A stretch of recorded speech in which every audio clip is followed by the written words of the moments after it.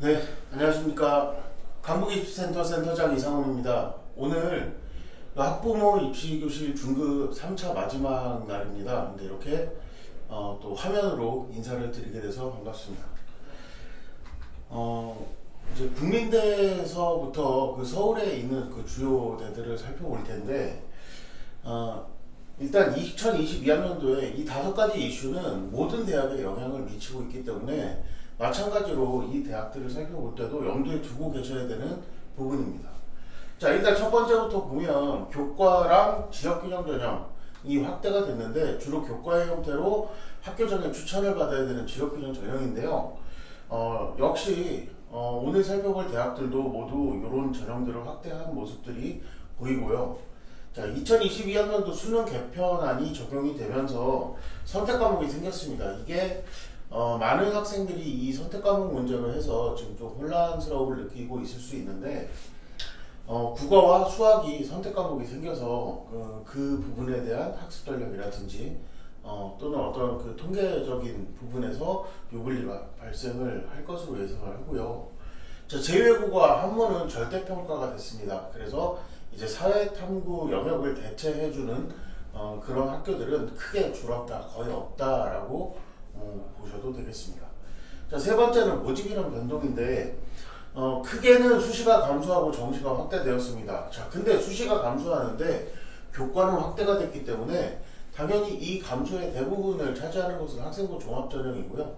논술 전형은 예년과 마찬가지로 소폭의 감소 추세를 이어가고 있습니다. 자, 그리고 수능 응시 인원의 변동은 총 인원의 변동은 크게 나타나지 않을 전망인데요. 왜냐하면 재학생 수가 작년하고 크게 변동이 되지 않을 거기 때문에 재수생이 비슷한 비율로 유입이 된다라고 하면 수능 응시 인원 전체는 크게 변하지 않을 것 같습니다. 자, 다만 수학 나형을 쳤던 인문계열이죠. 작년에 그 인문계열의 학생들 중에는 과학탐구를 선택했던 자연계열 학생들이 일부 섞여 있었습니다. 그래서 수학 나형의 경우가 수학 가형보다 약 2배 정도 많은 그런 분포를 보이고 있었는데, 올해 확통을 선택하는 그룹, 즉 인문사회계열의 학생들 중에는 자연계열 학생들이 많이 들어가 있지 않은 것 같다. 이게 현재까지 모의고사의 추세입니다. 물론 6평을 보게 되면 그런 인원 변동들이 어떻게 나타날지를 좀 더 살펴봐야 하겠지만, 현재까지의 추세로서는 변할 것 같다라는 거고요. 그리고 이제 약대가 학부 선발을 시작합니다. 그 약대 학부 선발은 약대 입결이 위치를 할 것 같은 그 자연계 최상위권 학교들의 입결에는 당연히 경쟁 관계로서 영향을 주고받을 거고요. 그 이하에 있는 자연계 대학들, 서울대에서부터 그 메이저 대학들, 예를 들어서 주요 10개 대학이라든지 주요 15개 대학이라든지 이런 대학들의 자연계에 차례로 아래쪽으로 추합이 발생을 하면서 입결에 영향을 미칠 것 같습니다. 따라서 이 여파가 이 상위 15개 대학, 지난주까지 살펴봤는데요. 이 15개 대학의 입결이 영향을 받기 때문에 오늘 살펴볼 이 대학들에도 역시 영향을 미치게 되지 않을까 싶습니다.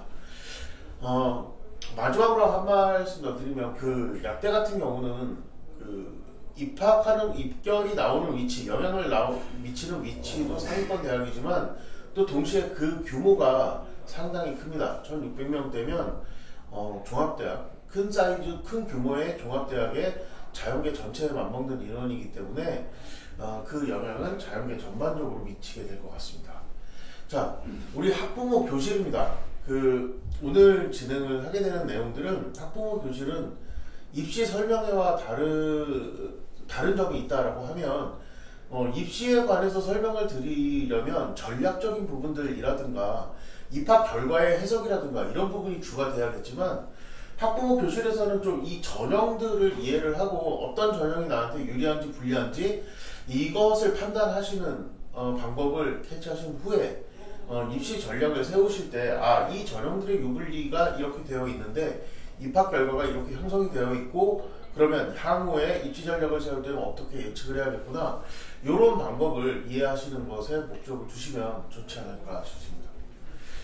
자, 일단 수시 전형의 요블리를 보려면 크게 이 세 가지를 보셔야 됩니다.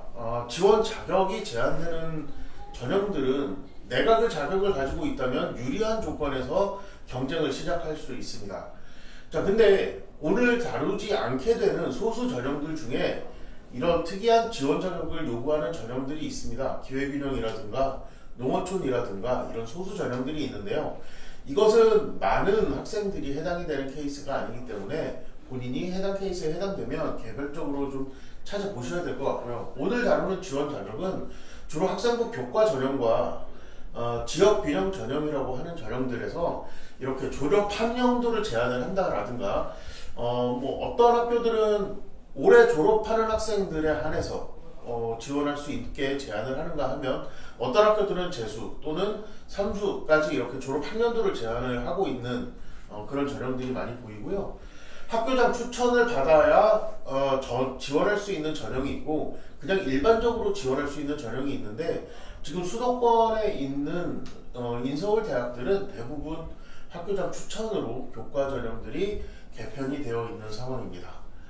자, 그리고 이제 최소 이수학기라는 건 뭐냐면 고등학교 학력이 인정되지 않는 학교라든가 해외고 이런 데에서 1학년 1학기 내지는 2학기 정도를 다니다가 한국 학교로 편입하는 경우 또는 특수법에 의해서 운영되는 영재고라든가 과고라든가 이런 학교들에서 2학년을 마치고 조기 졸업이 허용되는 학생들이 있습니다. 이런 학생들 같은 경우에 최소 이수학기를 제한을 3학기를 한다, 4학기를 한다, 5학기를 한다 요 기준에 따라서 지원 가능하냐 가능하지 않느냐가 결정이 되기 때문에 최소 이수학기가 지원 자격에 영향을 준다고 할 수 있습니다. 자, 그 다음에 이제 전형 방법으로 넘어가면요.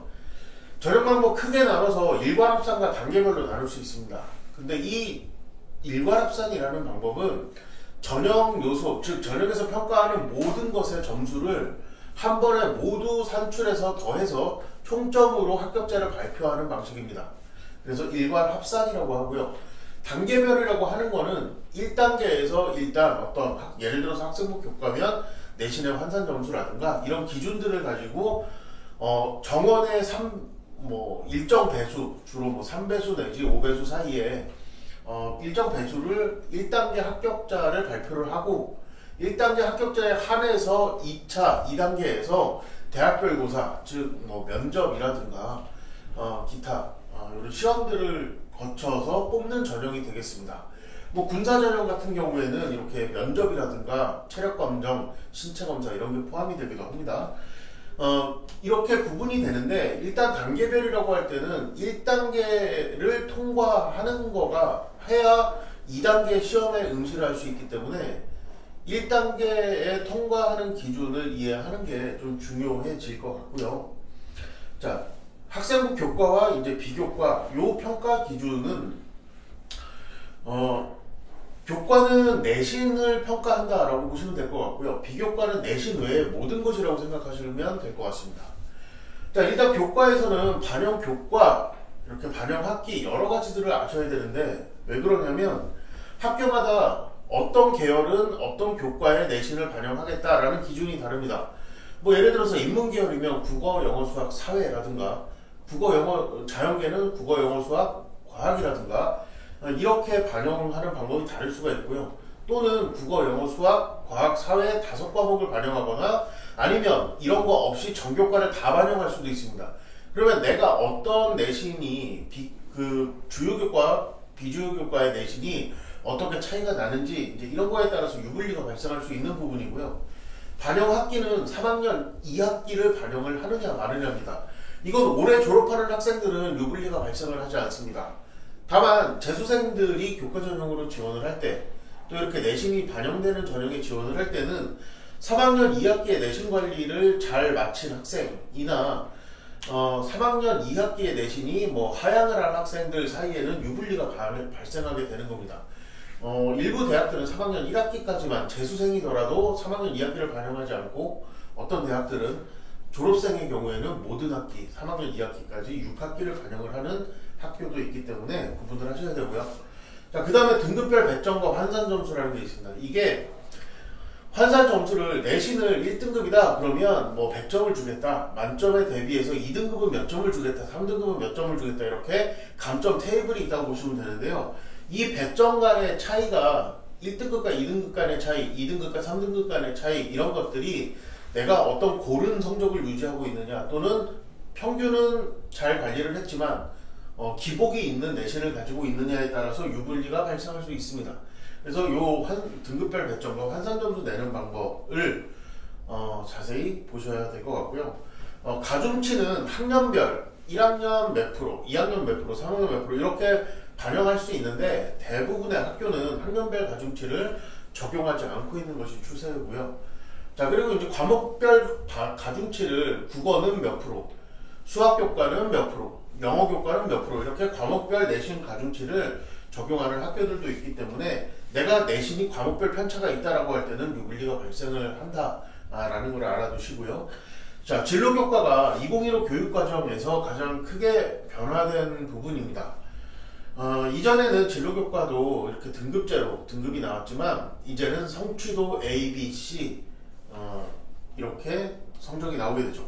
그래서 이 진로교과를 반영을 A, B, C로 나오기 때문에 등급이 나오지 않는 진로교과는 아예 교과 환산을 할 때 반영을 하지 않는 대학도 있고, 또 진로교과를 A를 몇 점, B를 몇 점, C를 몇 점 이렇게 산식에 의해서 반영해주는 학교가 있습니다.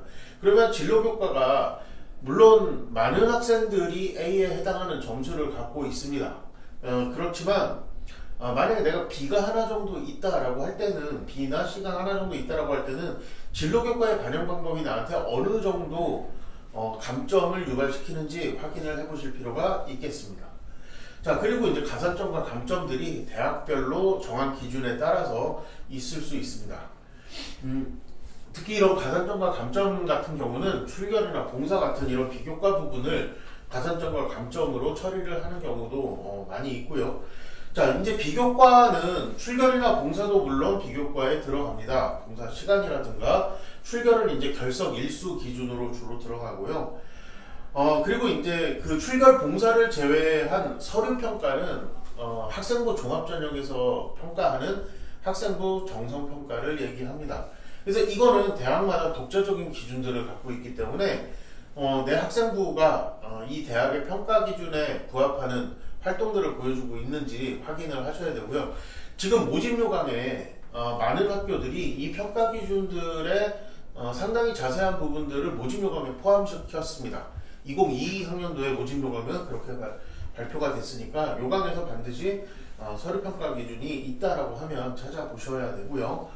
자, 그리고 이제 마지막으로 주로 이제 그 논술 같은 전형들은 대부분이 일괄합산 전형으로 치르기 때문에 학생부 점수를 환산해서 계산을 하더라도 논술 시험을 본 점수와 합산을 해서 한 방에 계산이 되는데, 이 면접 같은 경우는 주로 이제 학생부 종합전형에서 교과전형 일부에서 이제 1단계를 통과한 학생들이 2단계에서 치르는 면접고사가 되겠습니다.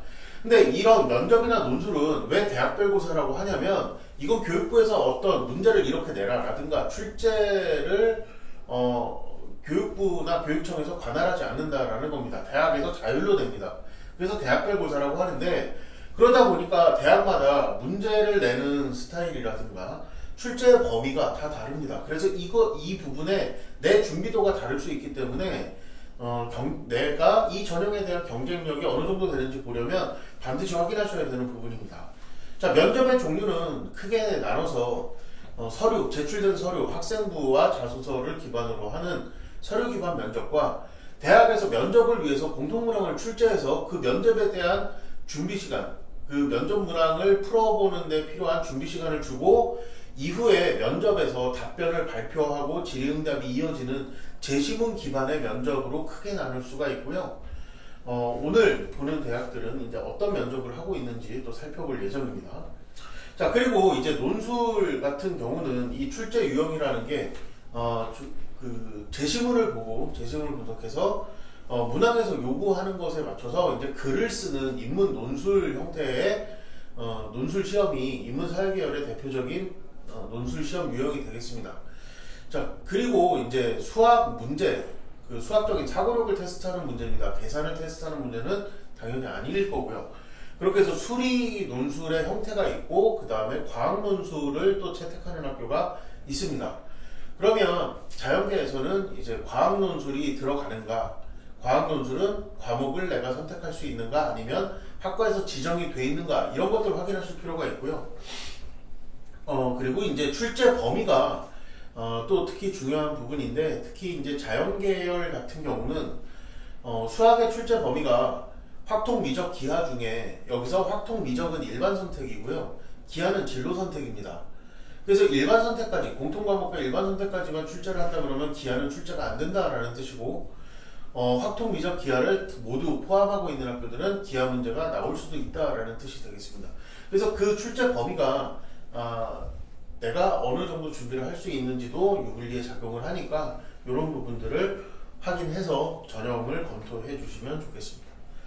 자, 수능 최저 학력 기준은 내가 맞출 수 있다라고 하면 높을수록 나한테 유리한 전형이 됩니다. 이유는 내 경쟁자들 중에 이런 수능 최저 학력 기준을 제외한 이런 전형 요소들이 나보다 우수한 지원자라 하더라도 그 지원자가 수능 최저 학력 기준을 맞추지 못하면 나의 경쟁자가 아니기 때문에, 실질적인 경쟁자가 아니기 때문에 수능 최저 학력 기준은 높을수록 좋습니다. 즉 내가 대학을 상향을 해서 지원을 하고자 한다라면 수능 최저가 높게 걸려 있는 전형부터 검토를 하시는 게 좋습니다. 자, 일단 수능 최저 학력 기준에서 살펴볼 것은 수능 최저를 선택할 때 선택 과목에 응시 제한이 있느냐입니다. 이게 2022학년도에 그 수능이 개편되면서 수학의 선택 과목이 생겼기 때문에 확통이나 미적이나 기하 아무거나 선택을 해도 된다라는 이런 모집 전형들이 있고, 또 이제 주로 자연계 대학들은 수학은 미적이나 기하 둘 중에 하나를 선택해야 된다, 이렇게 선택 과목에 응시 제한이 걸려 있을 수 있습니다. 그리고 탐구도 사회와 과학 17개 과목 중에 아무거나 2개를만 선택하면 된다라는 것이 일반적인 인문사회계열의 응시 조건이라면, 대다수 자연계열은 과학에서 2과목을 선택해야 된다, 이런 제한들이 걸려 있고요. 또 많은 대학들이 동일한 과목, 즉 화학의 1, 2, 화학 1, 화학 2 이렇게 선택하는 것을 2과목으로 인정을 하지 않고 있다라는 사실도 알아두시고, 이거는 이제 전체적인 얘기지만 반드시 내가 지원할 관심이 있는 대학에서는 이런 강론들을 확인을 하셔야 됩니다. 자, 그 다음에 이제 탐구 과목 반영 방법이 좀 크게 차이가 날 텐데요. 자, 이 평균이라는 방법은 2과목을 선택한 등급을 평균을 내겠다라는 겁니다. 즉, 2과목의 평균이 예를 들어서 2등급과 3등급이다 그러면 2.5가 됩니다. 그러면 이 평균은 2.5를 그대로 갖다가 사용하는 겁니다. 그리고 그 상위 한 과목은 뭐냐면 2등급과 3등급이 나왔다 그러면 성적이 더 높은 2등급 하나만 인정해 주겠다. 즉 탐구 영역의 반영 등급이 2등급이 되는 겁니다. 이렇게 되는 거고요. 즉 그러니까 둘 다 내가 높은 등급을 유지하고 있다 그러면 나 말고 다른 학생들은 평균 등급이 낮을, 한 과목만 잘 본 학생들은 평균 등급이 나보다 불리할 것이기 때문에 당연히 평균을 내가 충족할 수 있는 조건이라면 이런 수능 최저가 나한테는 유리한 겁니다. 근데 상위 한 과목인 경우는 내가 이제 그 탐구 과목 내에서 편차가 클 경우에는 상위 한 과목을 반영해주는 학교에서 등급을 높게 인정을 받을 수 있으니까 이런 부분이 나한테 유리해질 수 있겠고요. 자, 절사는 평균하고 비슷한데요. 소수점을 없애는 겁니다. 아까 2등급하고 3등급이면 소수점 0.5를 없애기 때문에 평균이 이제 탐구 영역의 반영 등급이 2등급 이렇게 되겠고요. 절상은 굉장히 소수의 학교지만 소수점을 높이는 거기 때문에 3등급으로 처리가 되는 겁니다. 자, 그리고 이제 개별이 있어요. 굉장히 드는데 예를 들어서 탐구 1, 탐구 2 이렇게 2과목이 있으면 이거를 각각의 영역으로 해서 탐구 1등급 하나, 예를 들어서 2등급과 3등급이라면 탐구 하나 2등급, 하나 3등급 이렇게 평가를 한다라는 겁니다. 그래서 이런 것들을 수능 최저 학력 기준들을 이해를 정확히 하고 계시면 좋고, 여기는 안 나왔지만 수능 최저 학력 기준을 보실 때 또 한 가지 중요한 건 뭐냐면, 몇 개 영역 중에 예를 들어서 2합 5, 2합 6이다 라고 할 때 이 앞에 있는 것들이 국어, 영어, 수학, 탐구 영역 중에 무엇인가 라는 겁니다. 일부 학교들이 영어가 빠져 있어요. 그러면 영어를 빼고 국어, 수학, 탐구로 맞춰야 되는 거기 때문에 이 영역의 그 수능 최저 기준을 맞출 수 있는 학생들 차이가 크게 나게 됩니다. 또 어떤 학교들은 그런 것 외에 뭐 영어를 따로 수능 최저를 요구를 한다든지 한국사의 몇 등급 이내일 것을 또 별도의 조건으로 뭐 둘 다 만족을 해야 되는 겁니다. 그래야 수능 최저 기준을 만족하게 되는 건데, 이렇게 되어 있는 부분들이 있으니까 수능 최저 기준도 꼼꼼하게 한번 살펴보시기 바랍니다. 그래서 이 정도를 이해를 하시면 내가 어떤 전형에 대해서 유불리를 판단하실 수가 있게 될 겁니다. 자, 국민대학교부터 보겠습니다. 자, 여기에 제가 보여드리는 전형들은 어떤 특별한 자격 조건이라든가 뭐 예를 들어서 기초생활수급자가 지원하는 기회균형 전형이라든가 사회적 배려자 또는 뭐 서해오도 전형이라든가 이렇게 아주 극소수 학생들을 위한 전형들을 빼고, 농어촌이라든가 이런 전형들을 빼고 일반적인 학생들이 지원할 수 있는 전형들만 추렸습니다. 그래서 보면 크게 교과와 학생부 종합전형 그리고 수시에는 논술이 있는데, 국민대학교는 논술을 선발하지 않는 학교입니다. 그래서 교과전형은 교과성적 우수자라는 이름으로 선발을 하고요. 종합전형은 국민 프론티어, 그리고 이제 학생부 종합전형 중에 학교생활 우수자라는 전형이 있습니다. 그러면 이 전형들이 어떻게 변경이 됐는지 좀 살펴보겠습니다.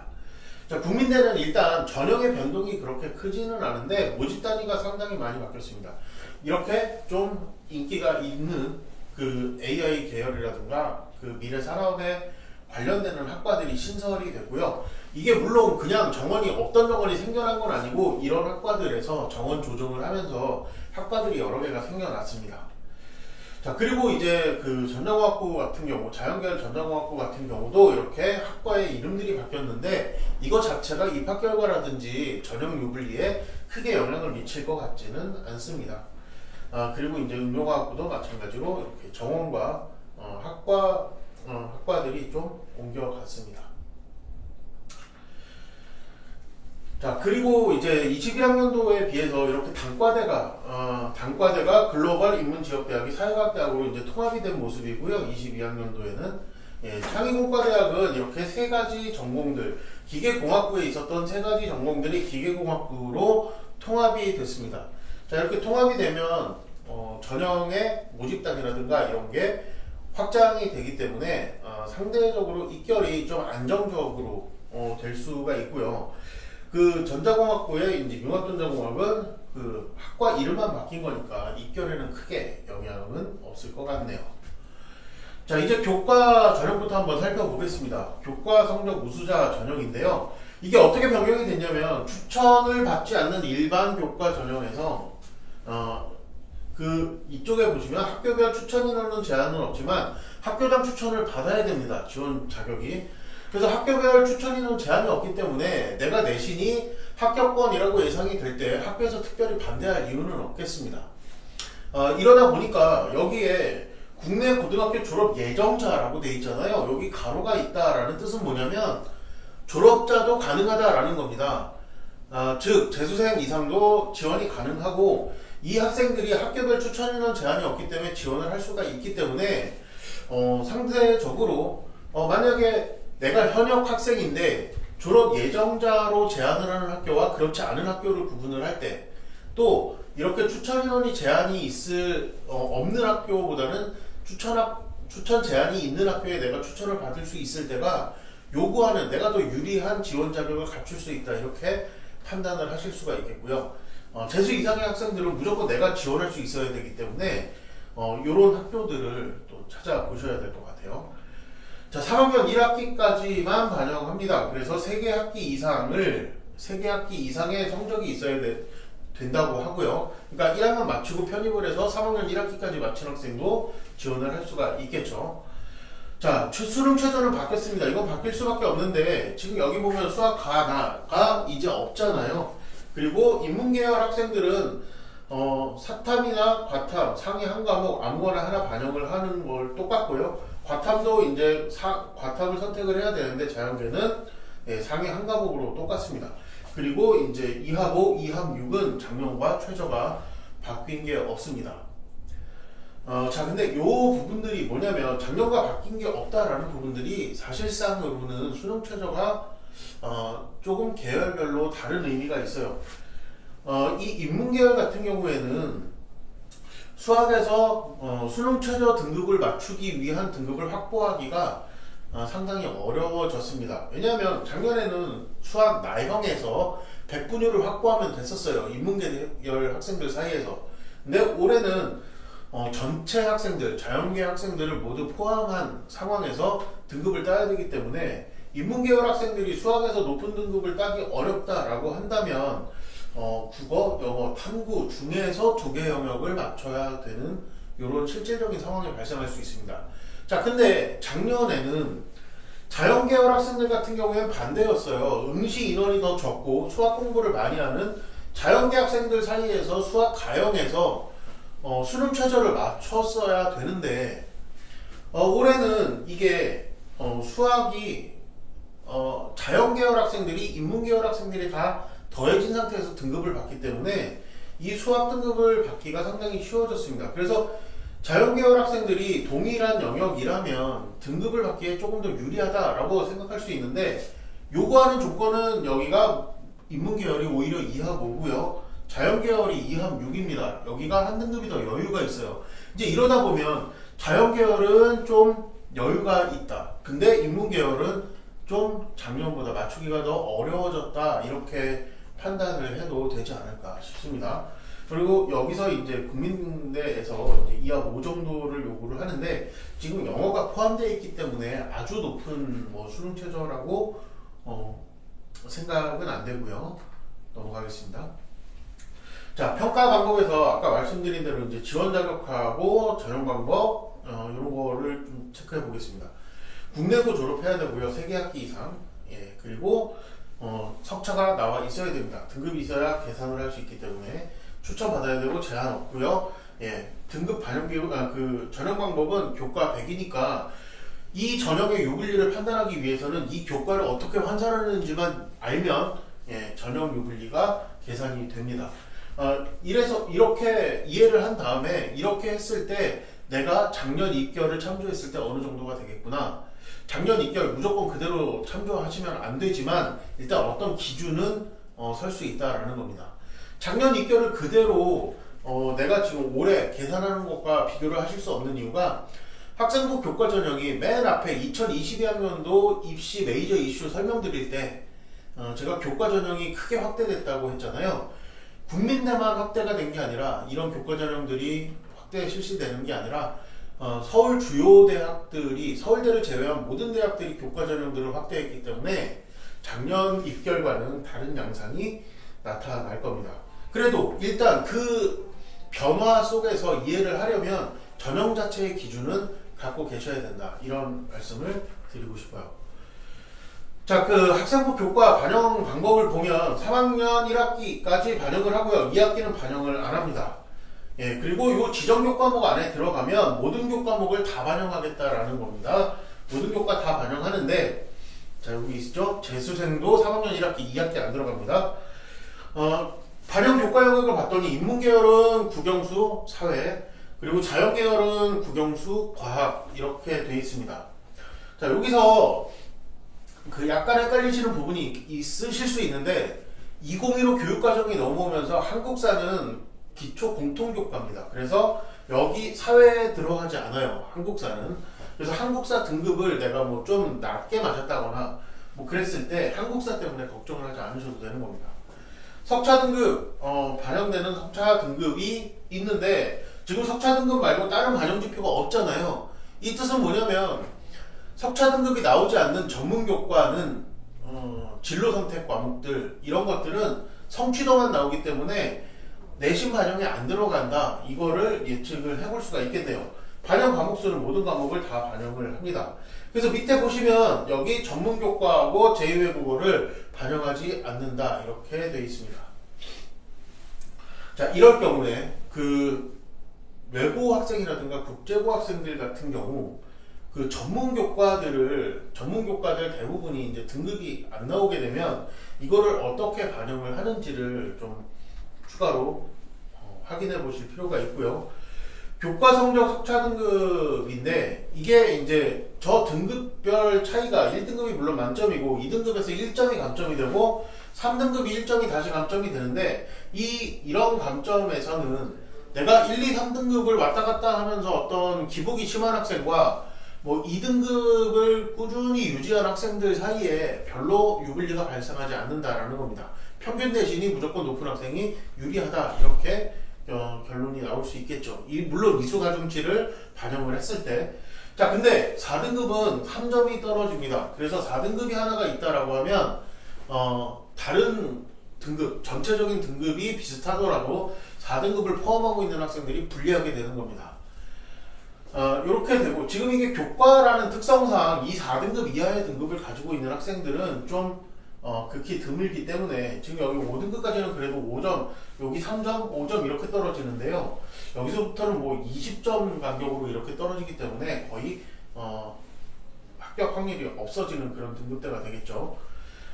그래서 지금까지 우리가 살펴본 걸 좀 요약을 해보면 국내고 재학생이어야 되고요. 국내고를 졸업해야 되고 그리고 이제 3학기 이상 이수해야 되고 졸업 예정자니까 재수생이 지원이 가능한 거고요.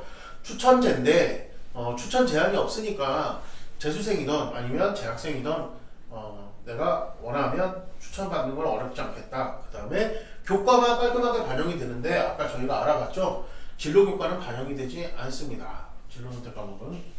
그리고 반영교과는 국영수사, 자연, 국영수가 깔끔하게 주요 교과들만 들어가고요. 학기는 3학년 2학기가 내가 만약에 재수생들 말씀드리는 거예요. 3학년 2학기 성적이 좀 불리하게 나왔더라도 페널티가 없겠다라는 겁니다. 학년별과 과목별 가중치는 없으니까 이렇게 해서 수능 최저를 맞추면 합격하실 수 있는 그런 전형이 되겠습니다. 자, 학생부 종합전형 넘어가겠습니다. 국민대는 학생부 종합전형이 이렇게 두 가지가 있습니다. 근데 이 국민 프론티어 전형은요, 지금 단계, 1단계, 2단계 이렇게 단계별 전형으로 나와 있죠. 그래서 2단계에, 1단계에서 선입평가를 하고 2단계에서 이제 면접 30%가 반영되는 전형적인 학생부 종합전형의 모습이라고 보실 수가 있겠습니다. 자, 학생부 종합전형, 대부분의 학생부 종합전형이 그렇듯이 수능 최저 기준이 없는 것이 특징이고요. 자, 1단계 서류평가에서 3배수를 뽑는데 평가 항목이 여기에 나와 있는 자기주도성, 전공잠재력, 학업능력, 발전가능성, 공동체의식 여기에 해당되는 평가 항목들로 1단계를 선발을 하는데 거의 대부분의 학교에서 이런 항목들을 평가를 하고 있습니다. 크게 한번 어떤 대학들을 몇 가지 대학들에 대해서만 평가 항목들을 좀 자세하게 보시면 대부분 비슷한 평가 항목들을 발견하시게 될 겁니다. 면접평가에서는 지금 학업능력 부분이 빠져 있고요. 발전가능성이라든가 부분이 빠져 있는데 면접이 굉장히 생각보다 짧은 시간입니다. 그래서 이렇게 전공적합성, 인성, 자기주도성 요거를 확인하기 위한 질문들을 서류에서 발표하기 때문에 여기에 좀 코드를 맞춘 질문들을 미리 좀 예상해서 내 서류에서 어떤 것들이 궁금할까를 예상해서 준비하시면 되겠습니다. 그래서 여기는 이제 제출 서류 기반으로 하는 확인 면접이니까 문제 푸는 뭐 제시문이 나온다거나 이런 거는 이제 안 나오겠구나 생각하시면 되고, 학교생활 우수자는 1배수를 뽑는데 이 평가 항목이 똑같습니다. 그러니까 학생부를 여기서 우수한 학생부는 여기서도 우수한데 결국 유불리는 어디서 나느냐, 2단계 면접 평가에서 내가 점수를 더 얻을, 추가 점수를 더 얻을 기회가 있다라고 생각하는 학생들은 면접이 있는 국민 프론티어 전형을 선호하게 될 것 같고요. 그렇지 않고 나는 서류의 모든 내용, 나의 학업 능력이라든가 이런 부분들이 서류에 충실하게 반영되어 있는 편이다 라고 하면 다른 학생들은 그걸 면접에서 보여줘야 되지만 나는 그러지 않아도 점수를 대부분 받기 때문에 유리한 전형이 됩니다. 그래서 이런 일괄합산 서류평가하는 전형들을 지원할 수 있습니다. 자, 변한 건 뭐냐면 이 학교생활 우수자 전형이 변경이 됐습니다. 이게 학교장 추천 전형이었는데 이게 추천 전형이 아까 교과 전형이 추천 전형이 됐습니다. 그럼 교과 우수자가 추천 전형이 되면서 이 학교장 추천 전형의 종합 전형은 학교생활 우수자라고 해서 추천이 필요 없는 전형이 됐습니다. 그래서 그냥 5개 학기 이상이니까 국내고에서 입학을 하고 졸업을 해야 됩니다. 그 현역 학생들. 그리고 이제 그 교과 전형이 아까 변경이 됐다 말씀드렸고요. 자기소개서 문항은 다 똑같은데 그 학교장 추천 전형, 이 학교생활 우수자 전형과 국민 프로티어 전형이 둘 다 똑같은데, 자, 지원 동기를 쓰라고 하고요. 고등학교 재학기간 중에 거를 쓰라고 했습니다. 근데 고등학교 재학기간 중 밖에 거를 꼭 쓰는 학생들이 있는데 재학기간 안에 거를 쓰셔야 되고요. 지원 분야 진로 탐색을 위해 도전한 경험, 그러니까 지원 동기와 진로 탐색을 위해 도전한 경험을 쓰라고 했는데요. 글자 수가 줄었습니다. 크게 줄었어요. 800자밖에 되지 않기 때문에 선택과 집중을 해서 자기소개서를 구성을 하셔야 되는데, 지원 동기와 도전한 경험 중에 포인트를 주자면 저 같으면 여기다 두겠습니다. 왜냐하면 지원 동기는 앞으로 이렇게 잘하겠습니다 라는 포부라든가 여기가 왜 흥미롭습니다 라는 게 나오게 되는데, 이거보다는 학생들을 평가하는 평가 기준이 되는 건 이 학생이 어떤 경험을 했느냐, 어떤 능력을 가지고 있느냐를 증명한 거에서 학생의 능력이 평가가 됩니다. 당연히 이제 이쪽 부분들을 좀 구체적으로 쓰는 전략을 생각해 보는 게 유리하지 않을까라고 생각을 합니다. 자, 그래서 이제 국민대 학교생활 우수자를 살펴봤고요. 서류평가 방법 둘 다 똑같다라고 했잖아요. 지금 보면 자기주도성, 발전 가능성, 전공 잠재력, 학업 능력, 그리고 이제 인성 부분이 이렇게 10% 정도가 반영이 되는데, 여기는 공동체 의식과 협동 능력, 이제 이런 부분들입니다. 나눔 배려라든가 성실성 이런 거고요. 대부분은 전공 적합성과 자기주도성, 전공 도전 정신인데, 여기 지금 보시면 학업 능력이 15밖에 안 보이잖아요. 그래서 학업 능력을 중요하게 안 보나? 이렇게 생각할 수가 있는데, 자, 위에 보면 고등학교 생활에 적극적으로 참여하고 성장하는가, 고등학교 생활 중에 가장 비중이 큰 부분, 시간을 가장 많이 보내는 부분이 학업 활동입니다. 그리고 수업 활동과 교내 활동이 여기 그래도 이렇게 달아져 있잖아요. 그러니까 학업 능력은 여기서 따로 평가를 하지만 이걸 자기주도성 평가할 때도 크게 근거가 될 수 있다라는 겁니다. 학업 활동 중에서 얼마나 주도적인 학습을 했느냐, 이런 부분이 교집합이 될 거고요. 자, 발전 가능성도 마찬가지입니다. 포기하지 않고 노력 발전하는 모습은 학업 부분에서 학업 성적이 잘 안 나옵니다. 어렵게 느껴지는 과목입니다. 또는 내가 들어야 되는 과목인데 우리 학교에 개설이 되지 않습니다. 어떤 노력과 발전하는 모습, 이런 것들이 다 학업 능력과 연관이 된다라는 겁니다. 전공 잠재력도 마찬가지인데요. 지원 전공 특성에 맞는 역량이 있는가, 여기서 얘기하는 역량은 지원 전공에 필요한 관련 교과목들의 학업 역량을 중요하게 포함합니다. 그래서 이 학업 능력이 여기 지금 15밖에 안 되지만 이 모든 부분의 평가에 영향을 직간접적으로 미치고 있다, 이렇게 이해를 하시면 되겠습니다. 자, 면접평가 방법으로 한번 넘어가 보겠습니다. 면접평가 방법은 이쪽에서 지금 평가하기가 좀 어려운 이런 학업 역량 같은 부분들을 제외하고 정강적합성과 자기주도성, 그리고 인성, 이렇게 세 가지 영역으로 간소화해서 면접을 볼 거고요. 제출 서류 기반 면접입니다. 아까도 처음에 말씀드렸던 제시문이 나오지 않는 서류 기반의 질문들, 확인 질문들, 이런 거 하는 면접이고요. 입학사정관이 3명이 들어옵니다. 보통 통상적으로는 이제 복수의 면접관이 들어오는데 통상적으로 두 분 정도 들어오시는 게 일반적이라고 보고요. 세 분이시기 때문에 좀 이렇게 앞에 교수님 3분이 앉아 계실 때 이렇게 위축이 되지 않는 그런 마인드 트레이닝 필요할 것 같습니다. 자, 그리고 거의 다 모든 대학들이 작년부터 이제 블라인드 면접 실시하고 있기 때문에 여기도 이제 블라인드 면접을 하고 있고요. 개별 한 10분 정도 이런 것들이 있고, 예시문항이 있으니까 이제 이런 것들과 관련해서 이 예시문항이 나왔다라고 해서 이걸 다 물어본다, 이런 게 아닙니다.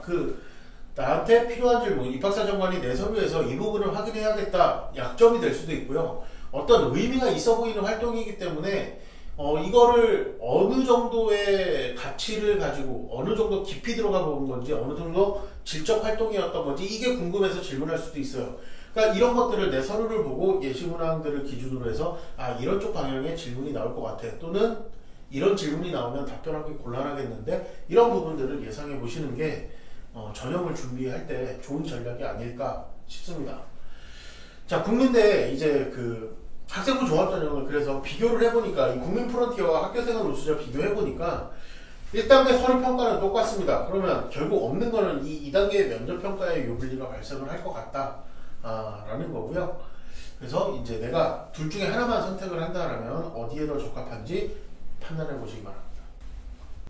자, 숭실대학교입니다. 숭실대학교는요 교과전형이 지역균형인재라는 전형이 생겼어요. 지역균형이라는 얘기가 들어갔으니까 자동적으로 얘는 학교장 추천이 필요하겠구나 이렇게 이해가 되겠고요.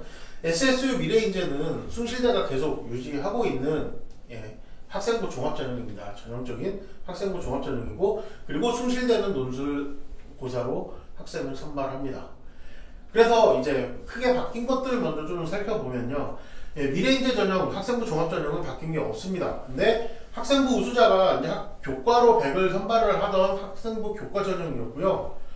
수능 최저학력 기준이 있었던 교과전형인데 지역균형 인재가 되면서 학교장 추천 전형으로 전환이 됐습니다. 그래서 수능 최저학력 기준을 적용을 해서 뽑는 추천 전형이 됐고요. 논술 우수자도 작년과 변동이 없이 선발을 하게 되겠습니다. 자, 넘어가서 이제 지역균형 인재부터 한번 살펴보면 지원 자격은 일단 졸업 예정자인데요. 2020년 2월 이후 졸업자면 된다고 합니다. 그러니까 3수까지는 되는 겁니다. 3학기 이상 고교과정 이수하면 된다라고 하니까 조기 졸업자라든지 뭐 무리 없이 지원할 수 있습니다. 출신 고등학교장의 추천을 받아와야 되는데 아까 국민대처럼 인원 제한이 없어요. 마찬가지로 숭실대와 국민대를 비교하실 때 추천에서는 유불리가 발생하지 않겠구나 이렇게 판단을 하시면 되겠죠. 자, 그리고 이제 수능 최저 기준은 인문계열은 여기 수학 돼 있는데 뒤에 선택 과목 제한이 없습니다. 근데 자연계열은 수학인데 미적과 기하로만 최저를 맞춰야 됩니다. 또 이제 인문계열은 탐구 17개 과목 중에 아무거나 반영이 되고 여기 가로치고 2 이렇게 돼 있는 건 평균 두 과목의 평균을 반영한다. 달리 설명이 없으면 그렇게 이해하시면 되겠습니다. 자, 근데 탐구인데 사회탐구나 과학탐구 중에 2개, 자연계열은 과학 과목 중에 2개를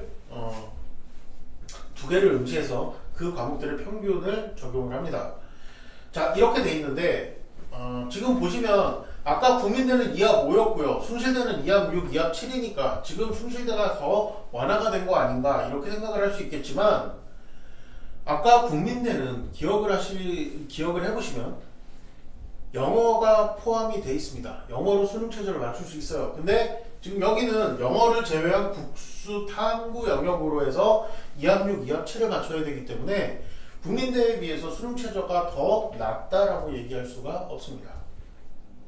자, 그리고 마찬가지로 그 인문계열이 지금 2합 6을 요구하는데 자연계열은 한 등급의 여유가 더 있는 상황이고요. 이제 올해는 그 인문계열 학생들이 조금 더 맞추기가 어려운데 이렇게 되면 이 합이라는 것이 국어와 탐구를 무조건 잘 봐서 수학이 만약에 등급 단위가 현실적으로 어렵다라고 한다면 국어와 탐구로 무조건 2합 6을 맞춰야 되는 이런 상황이 될 수가 있겠습니다. 자, 융합 특성화와 자유전공은 특이한데요. 수학은 자연계열의 기준으로 수능 최저를 맞춰야 되고 탐구는 과학이 아니어도 상관이 없습니다. 그래서 그 융합 특성화와 자유전공 학부는 이렇게 되고 그리고 이제 수능 최저 기준도 자연계의 기준을 따라가고 있는 것이 보이고 있습니다. 전형 방법은 학생부 교과 100이니까 교과 환산 점수만 알면 어느 정도 유불리가 계산이 되겠습니다. 자, 근데 여기 보니까 등급이 나오는 공통과 일반 선택 과목이 80%를 반영할 거야. 이거 등급 환산하겠죠. 진로 선택이 20%잖아요. 그러면 성취도를 어떤 식으로든 바꿔서 점수에 반영을 한다라는 얘기입니다. 그러면 진로 선택 과목을 어떻게 반영하는지도 좀 신경을 써봐야 되겠고요. 교과 반영되는 거 봤더니 인문계열의 주요 교과 국영수 4 그리고 자연계열 국영수 과 이렇게 반영하고 있고 융합 특성화와 자유전공은 국영수 4과 전과목을 반영합니다. 아까 인문계열과 자연계열이 합쳐져 있었잖아요. 예, 국영 내신 반영은 사회와 과학의 모든 과목을 포함한다. 이렇게 돼 있고요.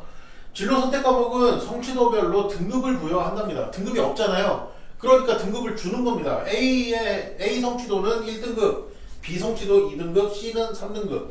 예, 변별도가 그렇게 크지 않다고 보셔도 될 것 같습니다. 왜냐하면 상당히 많은 학생들이 A등급으로 이렇게 되는데 이 비율이 많은 학생들이 1등급을 받게 되니까 변별도가 그렇게 크지가 않게 나올 거고요. 어쩌다가 이제 그 B등급에 해당하는 학생들도 그 진로 선택 과목의 단위수가 이런 그 주요 교과들에 비해서 큰 과목들이 별로 없기 때문에 여기서 이제 한 등급 정도의 불이익 정도니까 다른 대학들, 진로 교과를 다른 방법으로 적용하는 대학들에 비해서 진로 선택 과목의 변별도는 그렇게 크지 않습니다. 즉, 내가 이게 성취도 B가 있어도 그렇게 크게 영향을 받지 않겠구나, 이렇게 생각하셔도 되겠습니다. 이수단위 가중치는 거의 대부분의 학교가 반영을 하고 있죠. 그리고 학년별 가중치는 없는데 교과별 가중치가 있습니다. 이게 숭실대학교의 좀 특이한 부분입니다. 그래서 교과별 반영을 어떻게 하는지를 좀 보면 인문계열은 인문 경상계열을 나눠서 반영을 하는데요. 인문계열은 국어가 35고 수학이 15입니다. 그리고 영어가 35고요. 사회는 탐구는 15 이렇게 반영을 하는데 경상계열은 수학과 영어가 35%로 높은 비율을 반영을 하고 국어교과의 반영 비율이 낮습니다. 이럴 때 그 국어교과와 수학교과의 내신 프로파일이 학생마다 다른데 여기에서 유불리가 크게 작용을 할 수 있습니다. 이게 5학기 정도가 이제 이런 반영 비율을 곱해서 산출을 하면 평균 내신으로 뭐 한 0.4, 0.5 정도도 얼마든지 왔다 갔다 할 수 있는 부분이기 때문에 내 내신이 인문계열에 유리한지 경상계열에 유리한지 이거를 확인을 반드시 해보시고 학과 선택을 하셔야겠습니다. 자연계열은 역시 수학교과에 높은 비중을 두고 있고요. 35%. 예, 융합특성화 자유전공학부는 자연계열과 똑같은데 사회교과와 과학교과를 더해서 25%, 자연계열은 과학교과만 25%를 반영한다라는 게 특징입니다. 그래서 이렇게 교과목 가중치가 있기 때문에 여기서 유불리를 염두에 두고 계셔야 되는 부분이 숭실대의 특징이에요. 과목별 등급 점수표 보면 학생부 우수자, 요건 논술인데 논술이랑 예체능은 왜 4냐? 반영 비율이 40%이기 때문에 맞추려고 한 거예요. 극간을 보면 100점 만점으로 했을 때 이제 5점 차이가 나고요. 극간에서 100점 만점으로 다시 5점 차이가 납니다. 그러니까 1, 2, 3등급에서 뭐 1, 3을 왔다 갔다 하면서 평균이 2등급이 나오든 뭐 아니면 2등급으로 쭉 유지를 해서 2등급이 나오든 점수 유불리 차이는 안 나올 거고요. 극간 차이가 똑같기 때문에 이 뒤로도 뭐 5점 차이가 지속이 되지만 교과 전형임을 생각하면 이 밑에 점수들은 극간 점수들은 의미가 없지 않을까 이렇게 생각을 합니다. 자, 그리고 이제 이 교과별 가중치가 이렇게 학생부 우수자에서 공통과목과 일반 선택 과목들은 이 점수들이 80%가 환산을 해서 80% 적용이 되는 거고 그리고 진로 선택 과목들은 공통과목이냐 일반 선택 과목 이렇게 국어, 수학, 영어, 사회교과, 과학교과 이렇게 분리하지 않고 진로 선택 과목은 모두 다 그냥 평균을 내서 전체에서 20%를 반영하겠다라는 겁니다. 공통과 일반 선택 과목만 80%를 이렇게 과목 가중치를 두는 겁니다. 그래서 여기에서 이제 내가 얼마큼 유리할지 불리할지 계산을 해보시기 바라고요. 자, 그 다음에 이거는 학생부 종합전형이죠. SSU 미래인재 전형인데, 자, 1단계에서 서류평가고요. 서류 종합평가고, 1단계에서 평가했던 것이 70%, 그리고 면접이 30% 반영되는 전형입니다. 수능 최저는 안 달려 있고요. 예, 한 3배수 정도를 1단계에서 선발을 하죠. 자, 그러면 이제 내가 여기에 어느 정도 내 서류가 준비가 되어 있느냐 이걸 보려면 서류평가 기준 보셔야 되는데 국민대랑 같은 맥락입니다. 자, 보시면 성실성이 따로 다른 영역으로 돼 있고 전공력, 각성, 자기주도성 이거 3개를 활동 역량이라고 해서 38점 가장 큰 배점을 주고 있습니다. 학업 역량은 14점 상대적으로 작은데 아까 제가 말씀드렸다시피 이 학업 역량이라는 부분은 14점이지만 전공력 각성에서 활동의 전공 연계성 이 활동 중에 전공과 연계되기가 가장 좋은 것이 학업 활동입니다. 그리고 이제 이게 우수하려면 그 연계되는 학업 활동들의 심화가 되어 있어야죠.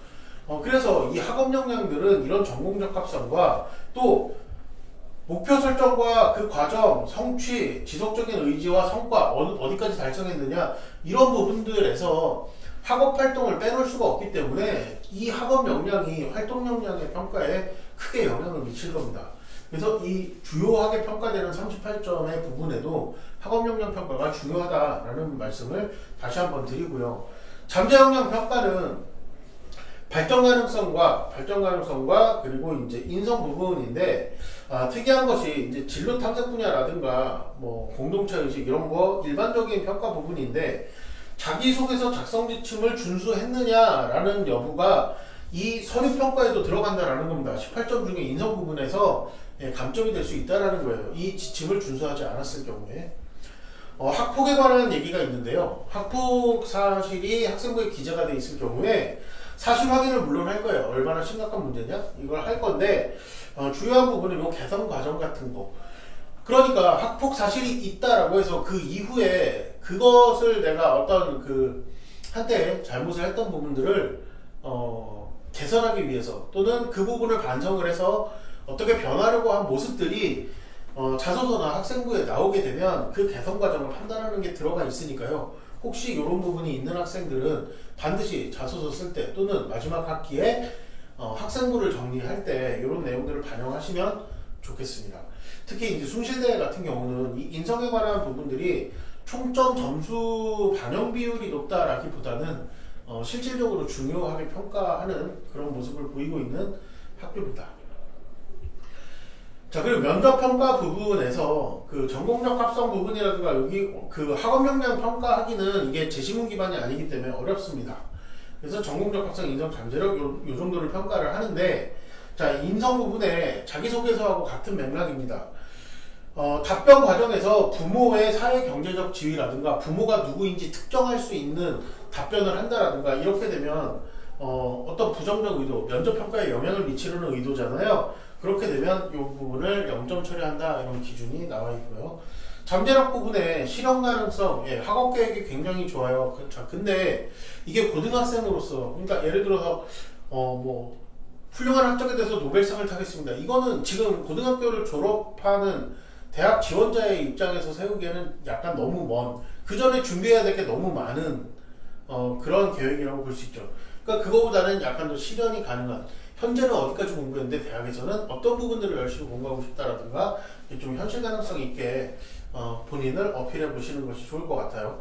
자, 본교 진학 의지 굉장히 중요합니다. 이거 자기소개서에 구성을 해서 넣어야 되는 부분들인데, 학생부 종합전형을 대학에서 선호하는, 학생부 종합전형으로 신입생 선발하는 것을 대학에서 선호하는 이유 중에 하나가 이런 겁니다. 다른 전형들에 비해서 어떤 점수대에 맞춰 가야 되는 뭐 논술 내지는 뭐 수능 전형이라든가 교과 전형에 비해서는 학생부 종합 전형이 좀 그 학과라든가 학교에 대한 선호도가 높게 나타납니다. 그래서 당연히 이제 이런 것들의 평가가 이루어지니까 자기소개서라든가 어떤 전공에 대한 선호도 또는 그 노력, 이런 부분들을 학생부에 서류에 드러낼 수 있었으면 좋겠고요. 자, 이런 진학 의지를 드러내는 건 뭐냐면, 저는 정말 원해요, 이게 아니고요. 저는 이거를 너무 하고 싶어서 이렇게까지 해봤습니다를 보여주는 게 가장 좋습니다. 그래서 나의 경험이라든가 나의 지나온 노력이라든가 이런 부분들을, 아쉬웠던 부분과 앞으로 시도하고 싶은 부분들, 이거에 기반해서 좀 보여주시면 좋지 않을까, 이런 생각을 하게 됩니다. 자, 그리고 이제 면접평가 질문 예시를 이렇게 보여드리는데 전형에 있습니다. 그래서 아까도 국민대 쪽에서도 면접평가 질문 예시 몇 가지 보여드렸지만, 이게 여기에 있다라고 해서 모든 평가자에게 같은 질문을 하지 않습니다. 서류평가 질문에서는, 자, 뭐 예를 들어서 전공 분야에 대해서 현재 이슈가 있는지, 관심이 있는 분야는 무엇인지, 이런 질문을 했다라고 했을 때, 이 질문에 대한 의도는 지원자가 어떤 사람이냐에 따라서 달라질 수가 있는 겁니다. 알고 있는 현재 이슈가 있는지 이거 물어보는 건 뭐냐면 학생기록부에 막 여러 가지가 써 있는데 지원자가 이걸 알고 썼다, 맥락이 없는데 갑자기 튀어나왔다, 이거 진짜 학생의 생각이 맞나? 확인하고 싶은 질문일 수도 있고요. 또는 지원 전공 분야에 대해서 그 관심이 있다라고 되어 있는데 그걸 평가할 만한 어떤 객관적 근거가 없어서 현재 이슈가 있느냐, 현재 이슈를 하나 정도를 즉답할 수 있다라고 하면 지원 전공에 대한 관심도를 평가할 수 있는 근거가 되잖아요. 근거를 찾기 위해서 기회를 주는 질문일 수도 있어요. 그러니까 이거는 지원자가 어떤 사람이냐에 따라서 질문의 의도가 달라질 수 있다라는 겁니다. 또 이 질문들을 모든 지원자에게 필요한 질문들이 아니기 때문에 나에게는 어떤 질문들이 올 확률이 높을까, 이런 시각으로 이 대학에서 발표하는 자료들을 보시기 바랍니다. 자, 이제 논술 전형, 마지막 논술 전형 넘어가겠습니다. 논술고사가 60% 반영되고요. 교과 환산이 어떻게 되는지 좀 봐야겠네요. 미리 말씀드리면 아까 봤던 그 지역균형 전형과 크게 다르지 않습니다. 논술고사는 자, 출제 형태를 아셔야 되고, 출제 형태 중에서 이제 수학의 출제 범위를 알아야 되는데, 인문계열은 인문 논술입니다. 제시문의 주제, 제시문이 주어지고요. 맥락을 이해해서 문제를 해결이 글을 쓰는 겁니다. 그래서 인문 논술의 형태로 두 문제를 100분 동안 서술하는 논술의 형태가 되겠고요. 자, 근데 경상계열은 틀리죠. 도표, 수식, 그림이 일단 나온답니다. 그리고 정량적 계산 능력, 수학 문제 나온다는 뜻이죠. 그래서 내가 그 수리 논술, 인문계열의 범위에서겠지만 수리 논술을 대처할 수 있는지 이걸 판단을 해서 어떤 학과를 지원할지를 결정을 하시는 것이 좋겠습니다. 자연계열은 수학의 기본 개념에 대한 능력을 평가하는 문제고 과학이 없습니다. 수리 논술만 준비를 하시면 되겠죠. 수리적 응용이고, 네, 이거는 100분 동안 이렇게 시험을 봅니다. 자, 교과는요, 반영되는 게 똑같죠. 아까 똑같은데 그 자유전공 부분이 없죠. 논술이 없기 때문에. 인문계열 국영수사, 자연계열 국영수과학, 진로선택 똑같이 A는 1등급, B는 2등급, C는 3등급 이렇게 해서 진로선택 20% 반영하고요. 똑같이 교과별 가중치가 아까 살펴봤죠. 경상계열과 인문계열의 가중치가, 교과별 가중치가 달랐습니다.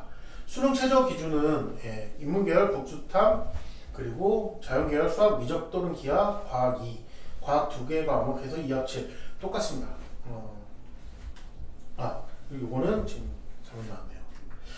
자, 그래서 이거 보시면 논술 전형이 1등급이 지금 40%이기 때문에 4.0, 그리고 이제 3.8, 3.6 이렇게 떨어지는 모습이 보이고요. 이걸 100점 만점으로 환산하면 여기랑 극간이 똑같습니다.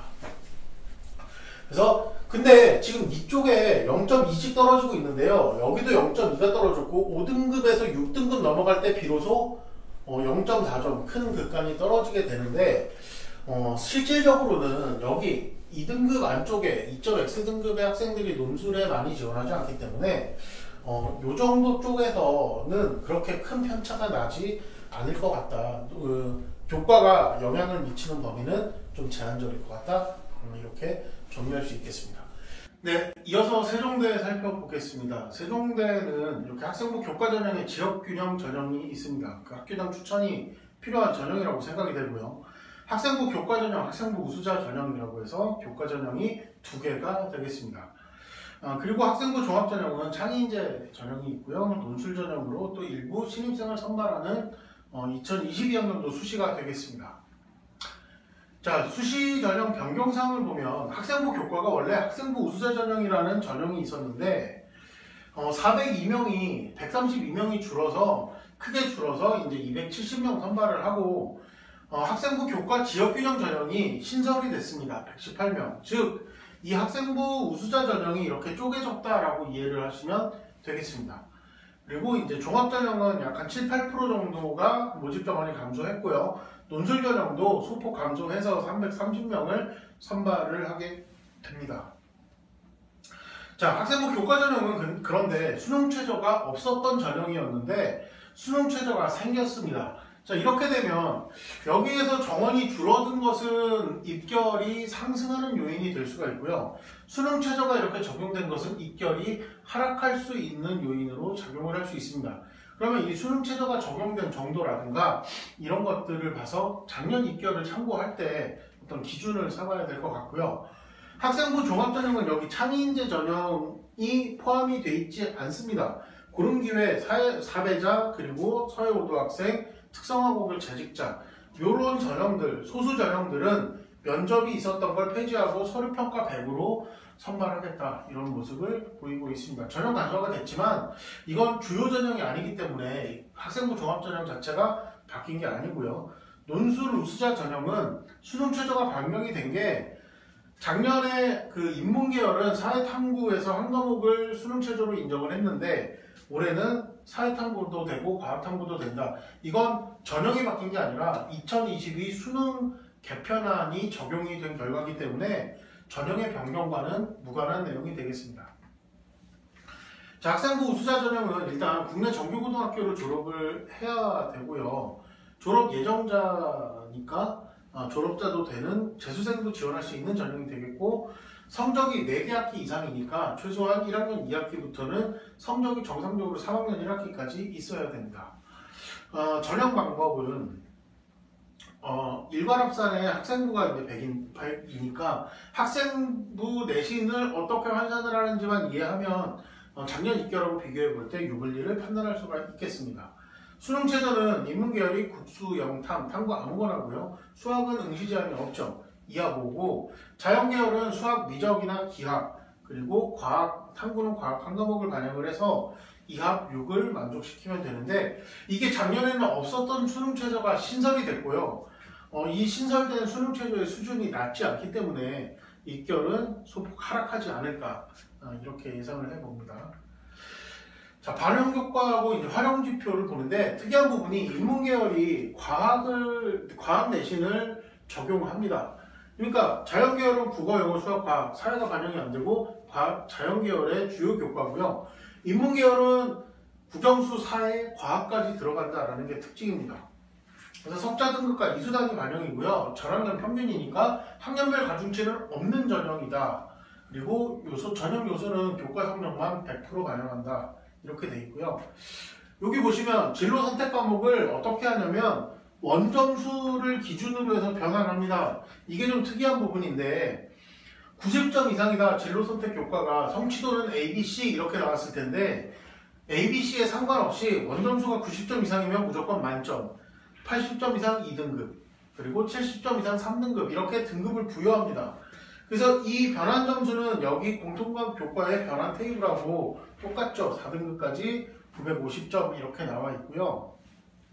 이렇게 되면 유불리가 어떻게 발생되게 되냐면 우리 학교는 진로교과가 굉장히 쉬워서 90점 넘는 학생도 B나 C를 맞을 수 있다고 하면 성취도는 A지만 90점 이상 성취도는 B나 C를 맞았어도 90점 이상의 원점수를 갖고 있으면 무조건 1등급에 해당하는 점수를 받을 수 있습니다. 근데 진로 선택 교과의 원점수 자체가 낮고 평균 점수가 낮아서 원점수가 예를 들어서 70점대인데 성취도 A를 갖고 있는 학생은 다른 학교, 성취도 반영하는 학교에서는 A에 해당하는 만점을 받겠지만 여기 세종대에서는 3등급을 받게 됩니다. 그러니까 이렇게 해서 유불리가 발생할 수 있기 때문에 본인의 성적표를 확인을 해 보셔야 되고요. 그래서 일단 이렇게 등급 부여가 된 다음에는 공통 과목이던 진로 선택 과목이던 등급이 있기 때문에 이 등급을 기준으로 해서 변환 점수표가 이렇게 나와 있습니다. 1등급이 100점으로 하면 100점 만점으로 환산을 했을 때 2등급은 99점, 즉 마이너스 1점이고요. 3등급 마이너스 1점, 극간 차이가 존재하지 않고 단 4등급이 되면 극간 차이가 3등급으로 크게 떨어지기 때문에 4등급에 해당하는 점수를 갖고 있는 학생들은 좀 불리하게 작용하겠습니다. 그리고 이제 그 지역 균형 전형으로 한번 넘어가 보겠습니다. 교과 환산하는 방식은 같은데요. 재수생도 지원할 수 있고 4개 학기 이상 같은 조건이죠. 근데 학교별 추천을 받아와야 되는데 추천 인원수에 제한이 있습니다. 8명 이내고 인문계열 계열 제한도 있어서 인문계열은 3명, 자연계열은 크게 5명까지 추천을 받을 수 있습니다. 근데 여기에서 이제 재수생들 같은 경우는 우리 학교에 세종대 추천이 남아 있는지 그것도 내가 지원하려는 계열에 남아있는지 안 남아있는지를 확인해야 되는 부분이 되겠고요. 다른 그 추천의 제한이 없는 전형들에 비해서는 이렇게 제한들이 있기 때문에 좀 경쟁률도 약간 낮게 나오지 않을까 그런 생각을 해봅니다. 자, 근데 여기에 수능 최저가 있었으면 상당히 유리했을 수 있겠지만 수능 최저가 적용되지 않고 이 지역균형의 그 모집단위 특성상 118명, 세종대 전체에서 118명 선발하는 모집단위가 작은 규모의 선발 전형이다 보니까 뭐 이렇게 2명, 3명 이렇게 뽑는 전형들이 많습니다. 그런 모집단위가 많은데 근데 여기에 수능 최저가 적용되지 않기 때문에 내신이 좋은 어떤 한두 명의 학생들이 지원하는 걸로 합격자들의 평균 내신들이 크게 왔다 갔다 할 수 있는 변동성이 큰 전형이 되겠습니다. 그래서 지원하실 때 경쟁률이라든가 이런 부분에 좀 신중하게 고려해서 지원 여부를 결정을 하셔야 될 필요가 있고요. 또 이제 자연계열은 인문계열보다는 그래도 좀 많이 뽑는 편이지만 그래도 여전히 이렇게 2명, 3명 이렇게 뽑는 전형 모집 단위들이 있기 때문에 마찬가지로 이런 모집 단위들은 쉽게 과열도 되지만 빵꾸가 날 때도 또 쉽게 학생들이 회피를 할 수도 있기 때문에 모집 단위 경쟁률에 주의를 기울여야 되겠습니다. 자, 국방 시스템 공학은요, 세종대에 있는 이제 군사관련 모집 단위인데요. 이 국방 시스템 공학은 그 해군사관학교에서 주관하는 전형입니다.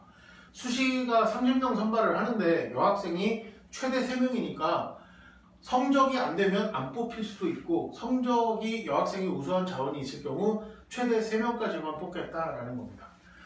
지원 자격은 재수생도 가능하고요. 당연히 교과 전형이니까 석차 등급 산출이 가능해야 됩니다. 모든 사관학교와 군사 관련된 전형들의 지원 자격에는 군인사법 결격 사유가 적용이 되고 있고요. 인관일 기준으로 그 생년월일이 2002학년도에 입학자의 경우에는 1998년부터 2006년 사이에 출생한 지원자여야 됩니다. 그래서 전형 방법 보면 이렇게 체력 검정과 면접평가는 점수화가 돼서 20%가 반영이 되는 거고요. 학생부 교과가 80%가 적용이 되겠습니다. 그리고 이제 신체검사, 인성검사, 신원조사는 이 성적의 여부에 상관없이 합격과 불합격만 판정을 하는 그런 자료가 되겠습니다. 그래서 신체검사 기준이 이렇게 나와 있는데요. 요 해군사관학교보다는 좀 공군사관학교에서 주관하는 전형들의 경우에 이런 신체검사 기준이 상당히 좀 높게 설정이 되어 있으니까 자세히 살펴보셔야 되고요. 수능 최저 기준이 국수형 3개니까 국수형 모두 다 들어간다는 얘기죠. 무조건 다 탐구가 없습니다. 모두 다 들어가서 3학구를 만족해야 됩니다. 평균 등급 3을 만족해야 되고요. 이제 이렇게 되고 신체검사 기준을 만족하면 체력검정과 면접검사가 들어가겠습니다. 자, 이제 전형 방법을 한번 살펴보면 등급으로 적용을 할 텐데요. 국방시스템공학과의 그 800점 만점에 8점이고 8점 차이가 1등급과 2등급의 차이고 2등급과 3등급이 다시 8점 800점 만점이니까 얘를 100점 만점으로 한산하면 아까 교과 전형하고 똑같죠. 마이너스 1, 마이너스 1 그리고 여기서 24점 차이 나는데 3점 차이가 감점이 되겠습니다. 교과 전형임을 감안했을 때 4등급 이하의 학생들이 그렇게 많지는 않을 걸로 생각이 됩니다.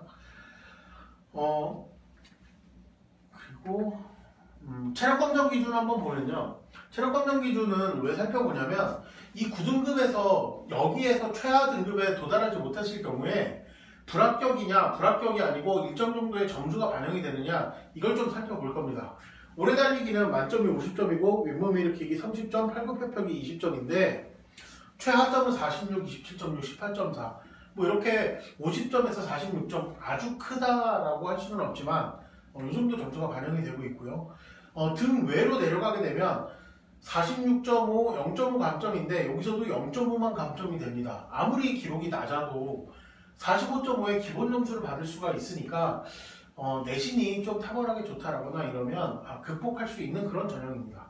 마찬가지로 등외가 27.9, 27.6, 27.3 이게 최하점은 27.3점 정도 어느 정도 기본 점수를 주고 있고요. 팔굽혀펴기도 이렇게 주고 있으니까 체력 검정이 아주 결정적인 요인은 아니겠구나 이렇게 판단할 수 있습니다. 자, 요거는 이제 항공 시스템 공학인데요. 얘는 공군사관학교에서 주관하는 전형입니다. 이제 그러다 보니까 이 위에 있는 부분은 똑같습니다. 고등학교 졸업과 또 재수생도 가능하고요. 석차 등급 나와야 되고 군인사법 적용되고 인간인 기준으로 이제 이렇게 그 출생자 기준이 있는데 수능 최저도 똑같은데 한국사도 3등급 이내를 만족해야 됩니다. 이 항공 시스템 공학의 경우에는 자, 근데 보시면 신체검사, 체력검사, 적성검사 이게 점수화돼서 반영되는 게 아니라 그냥 패스, 페일입니다. 이 얘기는 뭐냐면 신체검사 기준에 못 미치거나 체력검정 기준에 미치지 못하면 불합격될 수 있다는 겁니다. 내신이 아무리 좋아도. 그래서 이 신체검사 기준은 공중근무자 신체검사, 즉 파일럿이 되기에 결격 사유가 없는 자원으로 선발을 하기 때문에 신체검사 기준 자체가 좀 상당히 높습니다. 그리고 체력검정의 경우에는 기준 미달 시 불합격이고요. 적성검사를 하는데 이 분야가 다양하게 나눠져 있습니다. 뭐 조종적성이라든가 이제 그 분야들 중에 2개 이상 분야가 부적격이 나오면 성적에 상관없이 불합격 처리가 되고 면접도 5개로 우수, 양호, 보통, 미흡, 저열 이렇게 해서 요게 저열이 하나가 나오거나 또는 미흡이 2개 이상이 나오게 되면 면접 결과로 그냥 확불이 결정이 되게 됩니다. 일단 이렇지만 않으면 그냥 보통 수준 정도의 면접 결과가 나오면 내신 순으로 합격하게 되는 이런 전형이라고 보실 수가 있겠습니다. 자, 이제 교과 전형에서 종합 전형으로 넘어가 보겠습니다. 전형적인 그 학생부 종합 전형 단계별 전형이고요. 2단계의 면접 반영 비율은 30%가 반영이 되는데 자, 여기 보시면 학업 역량, 전공 적합성, 발전 가능성, 인성 이렇게 되어 있는 부분이 다른 여타 주요대들의 평가 기준하고 크게 다르지 않은 부분입니다. 학업 성취도와 학업 태도 의지 이런 부분들, 전공 적합성 부분은 아예 유사하고요. 전공 관련 활동과 경험이라든가 교과목 이수 상태 이런 것들 평가하고요. 발전 가능성은 이제 문제 해결 능력과 리더십 이거를 발전 가능성으로 평가를 한다라는 겁니다. 그리고 성실성과 나름대로 도덕성 이런 부분들이 이제 인성에 들어가는데 인성 제외한 다른 부분들의 평가가 크게 작용하고 있다라고 보시면 되겠습니다. 여기서 발전 가능성은 창의적 문제 해결 능력은 전공 적합성이나 학업 역량하고 더 밀접하게 관련이 되는 부분이겠고요. 리더십, 자기주도성 이런 부분들을 인성평가하고 이쪽으로 이제 나눠서 볼 수 있다면 한 70% 정도가 학업 역량과 전공 적합성 역량 이렇게 평가를 하고 있는 전형이라고 보시면 됩니다. 자, 요거는 이제 서류 평가를 할 때 이 기준을 반영하는데 면접 평가가 제시문 평가가 아닌 경우에는 학업 역량 평가가 거의 힘들기 때문에 면접 평가 보시면 이렇게 전공 적합성, 발전 가능성, 인성 이렇게 3가지 영역으로 평가가 되겠습니다. 그리고 제시문이 특이한 게 세종대 같은 경우는 제시문을 주는데 학업 역량 평가가 기준에 없잖아요. 그러니까 수학 문제 풀고 인문 계열의 제시문 주고 이거 가지고 글 써봐라 이런 형태의 학업 역량을 평가하기 위한 면접 문제가 나오지 않는다라는 겁니다. 단 이런 부분들을 물어보는 거에 있어서는 문제 해결 능력이라든가 이런 거를 즉흥적으로 대답하는 순발력 이런 걸 체크하는 게 아니라 면접 준비하는데 40분 정도의 숙고가 필요한 문제가 제시문으로 나올 거라는 거고요. 이 얘기는 지원자들이 공통적인 문제를 받을 거라는 얘기고 여기에 대해서 답변 준비를 해서 발표를 3 내지 5분 정도를 진행을 하고 나머지 시간을 질의응답을 하게 되는데 내가 발표를 얼마나 논리적으로 간결하게 다듬느냐에 따라서 질의응답에서 추가 점수를 받을 수 있게 되기도 하고요. 또는 이 발표 내용이 너무 좀 이렇게 엉성하게 되면 질의응답에서 좀 난감한 꼬리 질문들을 받게 될 수도 있는 그런 부분이 있는 면접이 되겠습니다. 그래서 이런 제시문 면접 같은 경우에는 문제 유형이라든가 이런 부분들에 맞춰서 준비가 좀 필요하겠습니다. 세종대 논술 전형은 일반 합산 전형이고 논술고사는 70이고 학생부는 30%가 반영이 되는데 아까 교과 전형하고 마찬가지로 인문계열은 과학까지 포함해서 국수, 영사, 과 이렇게 주요 교과가 자연계열은 사회를 뺀 국수, 영, 과 이렇게 반영이 돼서 30%가 반영이 되겠습니다. 자, 최저 기준은 2합 4고요. 자연계열은 2합 5. 그러니까 교과 전형보다 좀 한 단계 높은 최저 기준을 요구하고 있습니다. 자, 논술 세부 내용 한번 보면 출제가 어떻게 되는지 보면 인문, 자연 이렇게만 나눠져 있네요. 즉, 상경계열을 따로 출제하지 않는다라는 뜻이고요. 통합교과형이니까 얘는 뭔가 이렇게 글 쓰는 거겠구나. 보시면 지문이 제시가 되고 지문을 활용해서 자료가 나온다라는 거고 논리적으로 이해, 분석, 비판적으로 해석하는 능력을 종합적으로 평가를 하는데 결국은 답안지에 글 쓰는 그런 인문 논술 형태가 되겠죠. 시험시간 120분이고요. 자연계열은 수리 논술만 나옵니다. 과학 논술이 없는데 교육과정이라고 되어 있고요. 고교 교육과정 내 출제 이렇게 되어 있는데 그럼 이럴 때 수학이 어느 범위까지 나오느냐 이거를 좀 추가로 확인을 해야 될 필요가 있습니다. 자, 이제 광운대 한번 가보겠습니다. 광운대는요, 교과전형이 지역균형으로 학교장 추천이 필요한 전형이 되겠고요. 광운찬빛인재가 학생부 종합전형이고 그리고 소프트웨어 우수인재를 따로 운영을 하게 됩니다. 이렇게 소프트웨어 우수인재를 따로 선발을 하는 학교들은 중앙대를 비롯해서 몇몇 학교들이 있는데 큰 틀에서 변경이 있는 게 아니라 전공적 합성이라든가 이런 부분들이 소프트웨어라는 분야에 대한 전공적 합성 평가를 하게 되고 또 이제 문제 해결 능력, 창의력 이제 이런 부분들에 약간의 가중 평가가 되고 있다라는 것을 참고해 주시면 되겠고요. 논술 전형은 논술 우수자 전형으로 선발을 합니다. 자, 지역균형은 원래 없었는데 신설이 됐습니다. 그래서 추천서가 필수인데 추천인원 제한이 없습니다. 세종대에는 추천인원 제한이 있었고요. 국민대와 숭실대도 추천인원 제한이 없기 때문에 지금 이 라인에 있는 대학들은 대부분 추천인원 제한이 없다 이렇게 이해를 하시면 되겠고요. 교과 100입니다. 다른 영역에 다른 요소 반영이 없기 때문에 내신 환산만 유리하면 붙을 수 있는 전형입니다. 자, 논술은 지금 교과가 지금 출결 봉사 이렇게 나눠서 반영하던 것을 교과 100으로 학생부 반영하겠다라고 이해하면 될 것 같고요. 이제 지역균형부터 한번 천천히 가보겠습니다. 재수생이 지원이 가능한데 단 3수생까지만 지원이 가능합니다. 2020년 1월 이후 졸업자니까요. 재수생이 3수까지 지원이 가능한 거고 3개 학기 이상의 교육과정이 있으면 됩니다. 자, 학생부 100이고요. 수능 최저가 달려있지 않습니다. 그래서 이제 다른 전형들보다는 유사한 라인의 대학들보다는 좀 입학 결과가 높게 나올 수 있겠구나 이렇게 이해하면 되고요. 인문 자연 다 주요 교과만 반영이 됩니다. 기타 교과 반영이 없고요. 스포츠 융합과학과가 좀 특이한데 국어 영어 들어가는데 수학이 없어요. 수학이 없고 사회와 과학이 반영이 됩니다. 자, 그리고 또 한 가지는 사회교과가 반영되는 인문계열이라든가 스포츠 융합과학과의 사회 요 부분은 한국사 과목이 포함이 됩니다.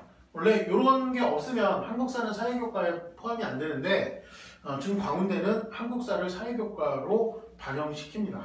이수 단위를. 진로선택 과목은 반영하지 않습니다. 성취도 나오는 과목 A, B, C 모두 반영하지 않고요. 교과 성적 반영학기는 3학년 1학기까지만, 즉 재수생의 경우에는 2학기 성적이 반영되지 않을 거고요. 가중치가 없습니다. 학년별도 가중치가 없고 교과별도 없고, 즉 그냥 이수단위 가중치만 반영해서 평균 등급 환산 점수에 평균 점수를 내겠다 이렇게 생각하시면 되겠습니다. 석차 배점 보면 여기가 2점 차이가 나고요. 2등급에서 3등급 차이가 또 2점 차이가 납니다. 3에서 4등급도 2점 차이가 나기 때문에 그냥 극강 반영 비율은 똑같이 떨어지고 있는 모습들이 보입니다. 5등급까지 여기 5등급까지 2점으로 떨어지다가 6등급부터 극간이 불리하게 벌어지기 시작하는데 지금 이게 교과 전형이기 때문에 별로 의미가 없는 내용이 되겠습니다. 그리고 이제 종합전형 넘어갑니다. 그 광운 참빛 인재와 소프트웨어 우수 인재인데요. 서류 평가하는 방법이 똑같습니다. 학업 역량과 전공력 각성 발전 가능성 인성인데요. 이게 주요 6개 대학이 발표했던 서류 평가의 평가 항목 4개 항목과 동일하죠. 학업 성실성과 학업 성취도 이런 부분들의 평가 학업 역량 25%고요. 전공 적합성 부분 보면 전공에 대한 지적 탐구, 전공 분야에 대한 관심 뭐 이런 부분들이고, 발전 가능성은 목표와 준비 활동의 우수성이라고 되어 있는데요. 이 미래 목표보다는 이 준비 활동, 제가 수차례 말씀을 드리지만 목표를 얼마나 정비해서 갖고 있느냐 이런 것보다는, 또는 내가 현재 이 전공 분야에 대한 선호도가 얼마나 크냐 이런 것보다는, 이거를 위해서 내가 이미 무엇을 준비해 보았느냐의 평가 기준이 훨씬 크게 작용을 하기 때문에 이 준비 활동이 얼마나 우수한지를 보여주는 거에 집중을 좀 하시는 게 좋겠습니다. 그리고 자기주도성이 또 발전 가능성에 들어가고요. 인성은 학교 생활을 성실하게 했는지 보는 학교생활 충실도와 공동체 의식 이런 부분들이 해당이 되겠습니다. 자, 면접평가는 입사관 2인이 들어갑니다. 2명이 들어가고요. 개별 또는 비대면인데, 대부분의 학교들이 올해는 코로나 사태가 면접을 볼 때 어떻게 될지 모르기 때문에 개별 면접을 할 예정이기는 한데, 코로나 상황에 따라서 비대면으로 전환할 수 있습니다. 그런데 여기서 비대면이라는 건 집에서 그냥 녹화하게 되는 게 아니라 학교에 가서 앞에 입학사정관이 있는 게 아니라 영상 녹화를 하게 되는 그런 시스템을 말하는 겁니다. 서류 기반 면접이니까 제시문이 따로 주어지지 않는다라는 거고요. 약 한 10분 정도 진행이 되겠다라는 거고, 학생부 종합전형, 과공찬필 인재전형이고 소프트웨어 우수 인재전형인데요. 여기서 보시면 지금 발전 가능성과 인성 부분의 평가는 똑같습니다. 근데 논리적 사고력, 종합적 사고와 논리적 의사소통이 되느냐 이 부분을 평가를 하는데, 소프트웨어 우수 인재 전형에서는 창의적 사고, 논리적 사고, 융합적 사고, 즉 문제 해결 능력을 위주로 평가를 하겠다라는 게 이 두 개 전형의 차이입니다. 자, 그래서 주로 뭐 이제 소프트웨어 우수 인재 전형 같은 경우에는 어떤 문제 해결이라든가 상황 인식을 하는 거에 대한 그 단계적인 사고가 어떻게 진행이 되는가 이런 거를 평가할 만한 그런 질문들을 많이 하게 될 것 같고요. 광운대 이제 논술 전형은 논술 70%와 교과 30%가 반영되는 전형입니다. 인문은 국수영사, 자연은 국수영과 주요 교과가 반영이 되고요. 스포츠 융합과학은 똑같이 국영사가 이렇게 반영이 되는 겁니다. 진로 선택 학렬별 가중치, 교과별 가중치 없고요. 그리고 수능 최저 기준은 적용이 되지 않습니다. 자, 이렇게 논술 전형인데 수능 최저 기준이 적용되지 않는 경우에는 논술 실력으로, 논술 점수 순으로 합격자가 결정이 되기 때문에 나는 수능 성적, 모의고사 평균 성적들에 비해서 논술 준비도가 우수하다라는 학생들은 이런 전형들 쪽에 더 승부를 봐볼 수 있는 전형이 되고요. 반대로 수능 최저가 잘 준비가 되어 있는 학생들은 내가 똑같은 논술 실력이라면 이런 수능 최저가 없는 전형들보다는 수능 최저를 높게 요구하고 있는 전형들을 더 유리한 전형으로 지원할 수 있겠습니다. 자, 광운대 논술 세부 내용 보면 자연계열과 인문계열만 분할이 되어 있습니다. 즉 상경계열에 수리 논술이 출제되는 상경계열이 따로 분리가 안 되어 있는 거고요. 자연계열은 수리 논술만 2문제가 나옵니다. 2문항이 나오는데 이제 작은 문항들로 나눠서 5개 내외 이렇게 나올 수가 있는 거고, 자, 수리 논술의 교과 과목의 범위가 나왔죠. 수학, 공통수학이고 수학 1, 2, 그리고 미적분, 확률과 통계, 일반 선택 과목이 들어가고 진로 선택 과목인 기하가 출제 범위에 들어갑니다. 기하 문제가 나올 수도 있다는 뜻이 되겠죠. 그래서 그 기출 문제라든가 모의 논술 문제라든가 이런 부분들을 잘 살펴봐서 출제가 어떻게 될지를 또 예측을 해보고 준비를 할 필요가 있겠습니다. 자, 인문계열은 통합교과 해용 논술이니까 그 문제당 750자 내외로 이렇게 글로 답안지를 제출하는 형태의 논술입니다. 출제되는 교과목 보면 국어, 화작, 독서, 언어매체, 문학 여기까지가 국어의 출제 범위가 되겠고요. 그리고 통합사회는 이제 1학년 때 배우는 통합사회 말하는 거고, 여기 경제, 정치화법, 사회문화, 생활과 윤리와 사상은 일반 선택 과목인데 수능 출제되는 부분이잖아요. 수능 선택 과목인데 여기서 내가 선택하지 않은 부분의 사회탐구 교과에 대한 교과 내용들을 좀 기본 개념들을 이해하고 있는지 점검을 하는 게 필요해 보입니다. 자, 그 교과 반영 방법은 지역균형 전형의 교과 반영 방법과 동일합니다. 진로 선택 과목 반영하지 않고요. 가중치 없고 인문계열 국영수사, 자연계열 국영수가 이렇게 반영을 하는 거니까 그렇게 크게 변별되는 내용이 포함이 되지는 않겠구나 이렇게 이해를 할 수 있겠습니다. 그래서 과운대까지 이렇게 알아봤습니다. 또 이제 저희가 추가로 그 인하대와 아주대 그리고 이쪽 그 강북 지역에 서울과기대를 추가로 영상을 준비해 볼 예정입니다. 그래서 영상 올라오면 많이 봐주시기 부탁드리고요. 여기까지 오늘 그 학부모 입시교실 중급 순서를 마치도록 하겠습니다. 감사합니다.